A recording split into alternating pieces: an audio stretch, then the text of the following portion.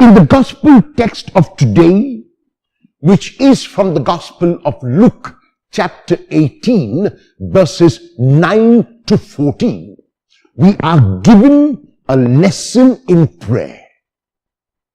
And in this lesson, which is given through a parable, Jesus speaks about two who go to pray. And the first one who goes to pray goes and stands right in front of the place where he imagines God is. He imagines that the closer he is to the tabernacle, the closer he is to the altar, the closer he is to the sacred place, the closer he is to God. And so already the physical position, the physical posture of the person is erroneous, is wrong. In other words, more than giving importance to God, more than having this quality of humility, the man already, through his position, has the quality of pride.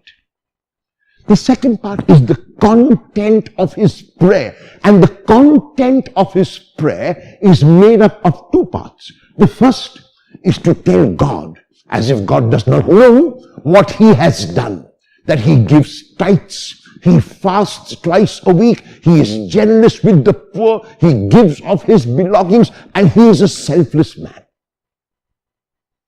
And that would not be as bad as the second part, in which he condemns others who are not like him. He condemns others who do not do their duty and fulfill their obligations. So his prayer is first a prayer where he is informing God about his own righteousness, which is his self-righteousness, and he is condemning those who he thinks are not righteous. And then Jesus gives the example of another person.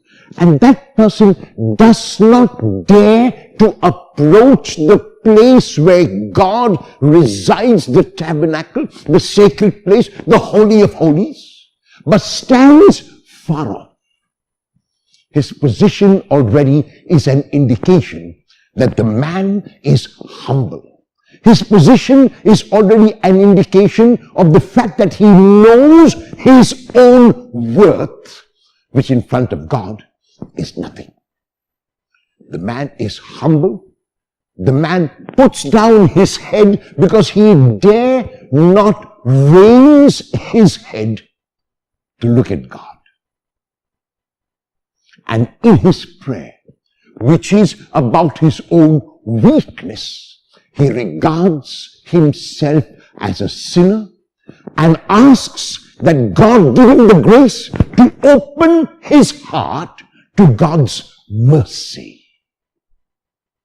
Jesus ends the prayer by saying, and he ends the parable by telling us, that the second man who stayed far off, who prayed that he was a sinner and asked for openness to God's mercy, went home justified, or was the man who really prayed. Prayer is not an end in itself. Prayer is a means to reach God. And while it is a means to reach God, prayer is not merely verbal proclamation or verbal speech. Prayer is also within my heart, and prayer is shown in my actions. If every moment of my prayer, if every hour of my prayer is not making me a better person, it's not making me a more loving person, it's not making me a more forgiving person, then I need to ask myself whether I am praying.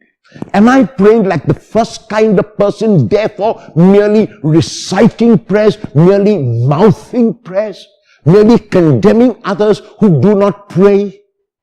Or am I like the second, who is aware of my own sinfulness and my need to keep improving and becoming more giving, and asking God for this grace of openness?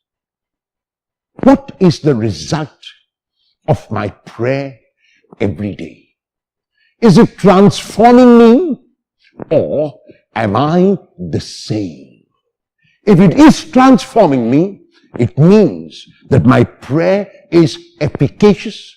My prayer is like the second man in the parable told by Jesus.